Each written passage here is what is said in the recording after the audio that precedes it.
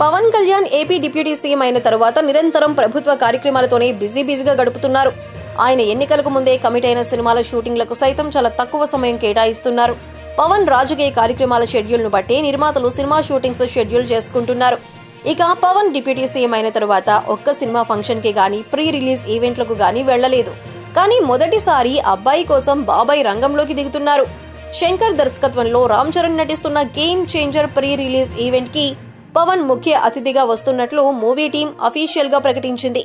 జనవరి 4న రాజమండ్రిలో జరగనున్న pre release event కి పవన్ వస్తున్నారని తెలిసి మెగా అభిమానులు సంబరాలు చేసుకుంటున్నారు.